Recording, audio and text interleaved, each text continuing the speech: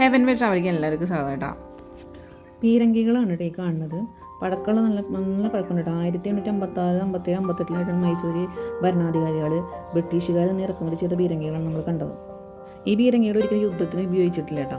പ്രത്യേക അവസരങ്ങളിൽ അതുപോലെ ഗവർണർ ജനറൽ വൈസ്രോയിമാർ തുടങ്ങി വരുമ്പോൾ മാത്രമാണ് ഇതിൽ നിന്ന് വെടിവെപ്പിൻ്റെതായ ഒരു ആചാരങ്ങൾ ചെയ്തിട്ടുള്ളൂ. പിന്നെ എടുക്കുന്നത് മൈസൂർ ദസറ ആഘോഷമല്ലേ, അന്നും കൂടിയാണ് എടുക്കുന്നത് കേട്ടോ. ഈ പാലസിന് മറ്റൊരു പേരിലും കൂടി അറിയപ്പെടുന്നുണ്ട്, അംബ പാലസ് എന്ന് പറഞ്ഞിട്ടും കൂടി അറിയപ്പെടുന്നുണ്ട് കേട്ടോ.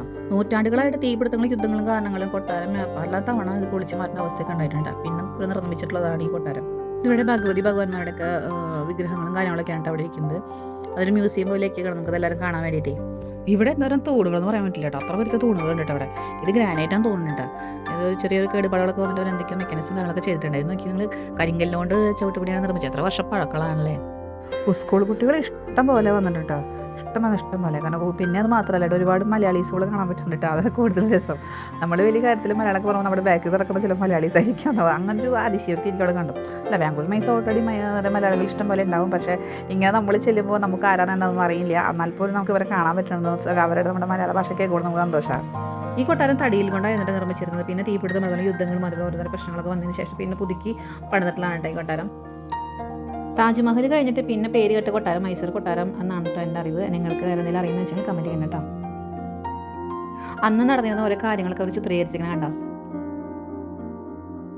എന്തൊരു ഭംഗിയാണല്ലോ ഇങ്ങനെ നോക്കുമ്പോൾ. ഈ ഭാഗത്ത് നിന്ന് അറ്റം വരെ നോക്കുമ്പോൾ ആ ഒരു ഫിനിഷിംഗ് ടച്ച് ഒന്ന് വേറെയാണ്. ഭംഗി എന്ന് പറയാൻ പറ്റില്ല, അത്രയ്ക്ക് നല്ല ഭംഗിയാണ് കേട്ടോ.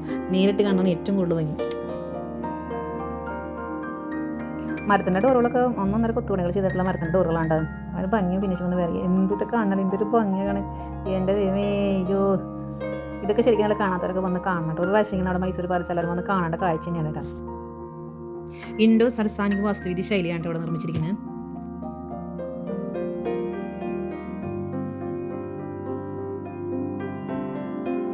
എന്തോരം ആൾക്കാരെ വന്ന് പോകണമെന്ന് ചിന്തിക്കാൻ പറ്റില്ല കേട്ടോ. അത്രയ്ക്കധികം ജനങ്ങളാണ് മൈസൂർ പാലസ് ഓരോ ദിവസം വന്ന് പോകുന്നത്.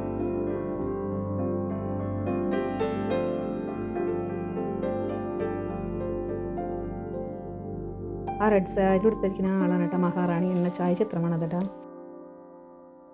ഇവിടെയുള്ള ഒട്ടുമിക്ക ചിത്രങ്ങളും എണ്ണച്ചായ ചിത്രങ്ങളാണ് കേട്ടോ.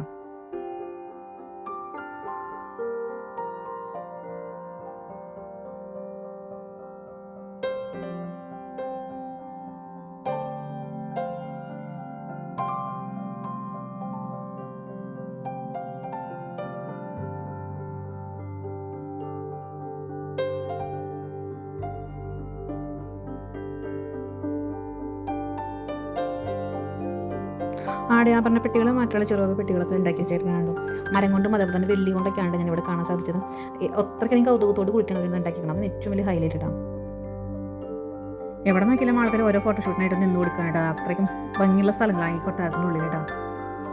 അന്ന് നടന്നിരുന്ന ഓരോ ആഘോഷത്തിൻ്റെയും കാര്യങ്ങളാണ് അവർ പെയിൻറ്റിങ്ങിലൂടെ ചുമരുമ്പോൾ കാണിച്ചിരിക്കുന്നത് കേട്ടോ.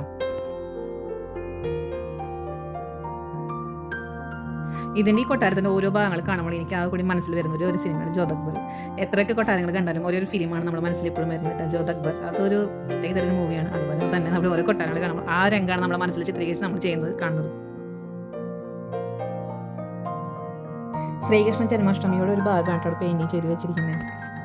ഓരോ കാര്യങ്ങളും അവിടെ ചെയ്തിരിക്കുന്നത് അത്രയും ക്ലാരിറ്റിയോട് കൂടിയിട്ടാണ് അവർ ചെയ്തിരിക്കുന്നത്. അതാണ് ഏറ്റവും കൂടുതൽ അതിൻ്റെ ഒരു ഭംഗി. പിന്നെ അത് മാത്രമേ നിലനിർത്തി കൊണ്ടുവന്ന് പറഞ്ഞ ചില്ലറ കാര്യമൊന്നുമല്ല. അത്രയ്ക്കധികം ഹാർഡ് വർക്ക് എടുത്തിട്ടാണ് ഈ കൊട്ടാരം ഇത്രയും നല്ല നീറ്റായിട്ട് കിടക്കണം. അതിനൊക്കെ ഞാൻ എന്താ പറയുക, അപ്രീഷിയേറ്റ് ചെയ്യാനൊക്കെ നമ്മൾ പറയില്ലേ, അത്രയ്ക്ക് നല്ല നീറ്റായിട്ട് കൊണ്ടുവരണം കേട്ടോ. അന്നത്തെ കാലത്ത് ഉപയോഗിച്ചത് ലിഫ്റ്റാണ് കാണുന്നത്. ഏത് ആംഗിളിൽ നിന്ന് കൊട്ടാരം വെച്ചാൽ നല്ല ഭംഗിയാണ് കേട്ടോ. അവിടെ നടത്തിയിട്ടുള്ള വർക്കും പറയാനില്ല, അത്രയ്ക്കധികം ഭംഗിയാണ്. അന്നത്തെ കാലത്ത് തട്ടാണ്ടി കാണുന്ന കൊട്ടാരത്തിലെ മരത്തിൻ്റെ നല്ല ഇങ്ങനെ കൊത്തുപണികളെന്ന് പറയാൻ പറ്റില്ല, അത്രയും കൊത്തുപണികളാണ്. ഫിനിഷിംഗ് വർക്ക് വേറെ. ഇപ്പോഴും അവർ അതിൻ്റെ പോളിഷ് ചെയ്ത് നിർത്തിയിട്ടുണ്ട് കേട്ടോ. അത്രയ്ക്ക് അതിൻ്റെ ഭംഗി നിൽക്കുന്നുണ്ട്. രാജകീയമായ വെള്ളി കസേരകളാണ് കാണുന്നത്. നടുവിൽ ആനക്കൊമ്പോട് കൂടിയിട്ട് ചിത്രീകരിച്ചിരിക്കുന്ന ഒരു ഫ്രെയിമുണ്ട്. ആ ഫ്രെയിമിൽ രാജാവ് ആനപ്പുറത്ത് വരുന്ന ഒരു രംഗമാണ് കാണുന്നത് കേട്ടോ. ആനക്കൊമ്പിൻ്റെ ഉള്ളിൽ എന്താണെന്ന് നിങ്ങൾക്ക് കറക്റ്റായിട്ട് കാണിച്ചു തരാം കേട്ടോ.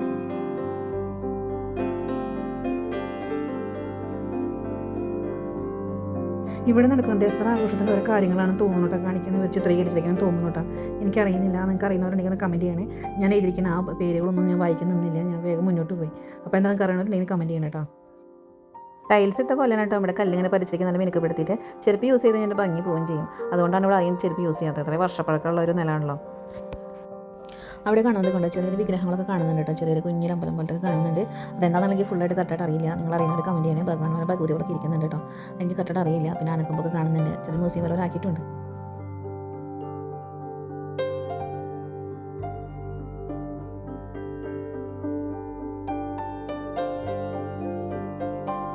ദ്രാവിഡ ഓറിയന്റൽ റോമ വാസ്തുവിദ്യ ശൈലിയെ സംയോജിച്ചതാണ് കേട്ടോ ഇവിടെ കാണുന്നത്. എന്തൊരു ഭംഗിയാണ് കാണാനായിട്ട്. ഇവിടെ നിന്ന് അറ്റം വരെ എന്തൊരു പ്ലേസിങ് ആയി, ഭംഗി പറയാൻ പറ്റില്ല, അത്രയ്ക്ക് ഭംഗിയാണ് കാണാനായിട്ട് കേട്ടോ.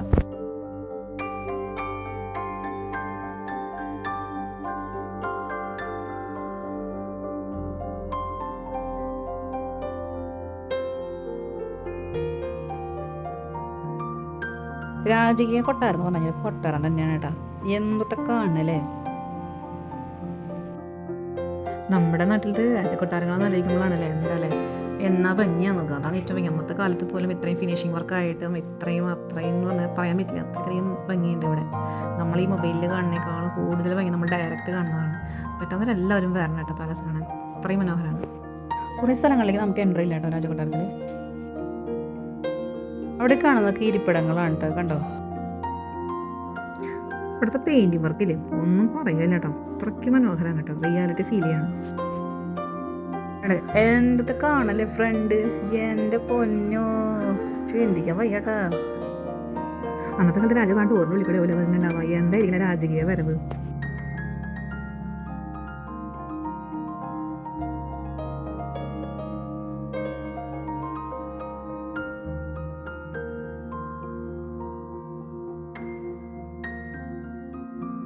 ഇതെന്താ സംഭവം, സ്വർണ്ണ കവാടത്തിൻ്റെ ഉള്ളിൽ കൂടെ നടക്കുന്ന ഫീലാണ് കേട്ടോ, എന്തൊരു ഭംഗിയല്ലേ കാണാനായിട്ട്. ഒരു പട്ടുസാരി വിരിച്ച പോലെ എന്താന്നൊക്കെ ഞാൻ പറയണ്ടേ. ആളുകൾ തൊടാണ്ടിരിക്കാനായിരിക്കണം കേട്ടോ ഇതിങ്ങനെ പുതിയതായിട്ട് ഫ്രഷ് ആയിട്ട് അടിച്ചിട്ടുള്ളതെന്ന് തോന്നുന്നുണ്ട്. അത് കവർ ചെയ്തിട്ടുണ്ട് നന്നായിട്ട്, ഗോൾഡൻ കളറൊക്കെ ഇങ്ങനെ പോകാതിരിക്കാനായിട്ടേ. എന്തൊരു താഴ്ത്താണ്, വെങ്കലാണ് ദൈവമേ, ഇത് വയ്യട്ടാ. കൊട്ടാരം തന്നെ പറയണത് വെറുതെക്കല്ല. മാർബിൾ കൊണ്ടുള്ള സ്റ്റെപ്പാണ് ഈ കാണുന്നത്, അതിൻ്റെ മുകളിലേക്കൊന്നും ആരും പ്രവേശിക്കുന്നത് കാണുന്നില്ല കേട്ടോ.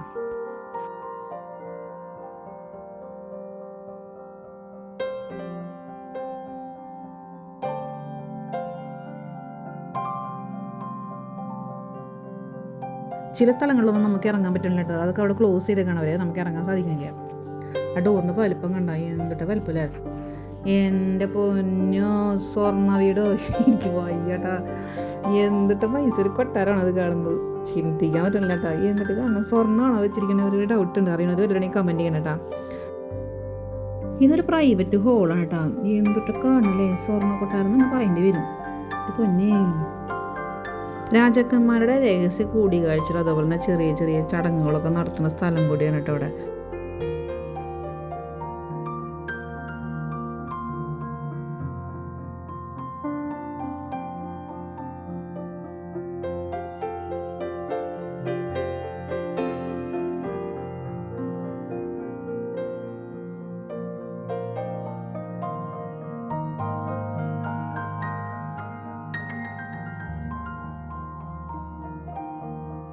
ഈ ഡോർമൊക്കെ കാണുന്നതൊക്കെ വെള്ളി കൊണ്ടുള്ളതാണ് കേട്ടോ, വർക്കും കാര്യങ്ങളൊക്കെ കണ്ടോ, വെള്ളിയാണ് കേട്ടോ ഈ ഡോർമ കാണുന്നത്.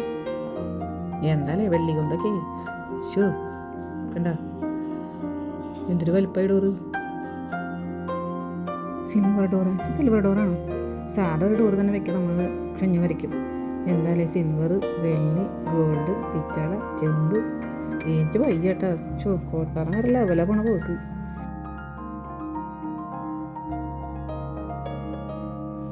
ഈ തൂണുകളൊക്കെ കണ്ടോ പ്ലാസ്റ്റിക് കൊണ്ട് കവർ ചെയ്തേക്കാണ് കണ്ടോ, അല്ല ഫിനിഷിങ് വർക്ക് അത്രയ്ക്ക് ഉണ്ട് കേട്ടോ.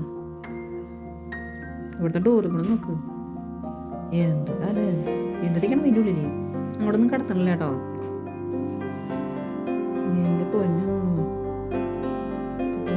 എന്നിട്ട് ലൈറ്റ് ഇട്ടൊക്കെ എന്താണ് കേട്ടോ.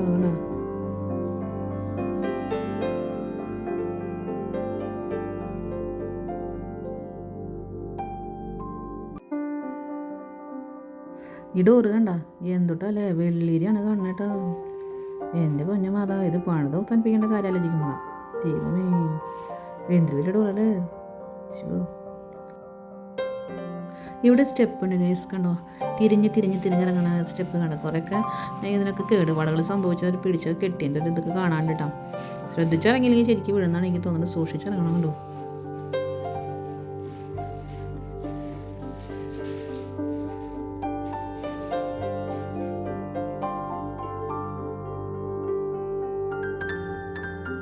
രണ്ട് സൈഡിലും കോണിയുണ്ട് കേട്ടോ.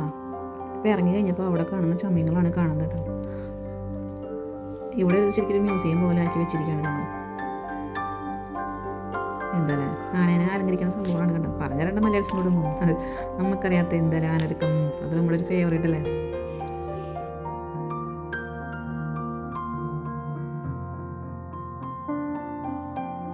കൊട്ടാരത്തിനുള്ളിൽ വേറെ സ്ഥലങ്ങളൊക്കെ കാണാണ്ടായിരുന്നിട്ട്, പക്ഷേ അതൊന്നും അലൗഡല്ല, നമുക്കൊന്നും ഉണ്ടാകും. നമ്മളെല്ലാം കണ്ടു കഴിഞ്ഞാൽ പുറത്തേക്ക് ഇറങ്ങിയിരിക്കണം. ഈ ചെരുപ്പിനുള്ള ഗുസ്തിയാണ് നമ്മളൊരു പാക്കേജ് ചെയ്തിട്ട് നമ്മൾ ചെരുപ്പ് കൊടുത്തിട്ടുണ്ട്. നമ്മൾ ഒരു ടോക്കൺ നമ്പർ നമുക്ക് തരും. അപ്പോൾ ആ ടോക്കൺ നമ്പർ അങ്ങോട്ട് കൊടുത്തു കഴിഞ്ഞാൽ നമുക്ക് ചെരുപ്പ് കിട്ടും. നോക്കിയാലേ പാലസിൻ്റെ ഭംഗിയാണ് കാണുന്നത്. ഒരുപാട് സ്ഥലങ്ങളൊന്നും നമ്മൾ കാണിച്ചിട്ടില്ല കേട്ടോ. അതിനകത്ത് എന്തൊരു വലിയ ഏരിയ എന്ന് പറയും. നിറയെ സ്കൂൾ കുട്ടികളാണ് കാണുന്നത് കണ്ടോ.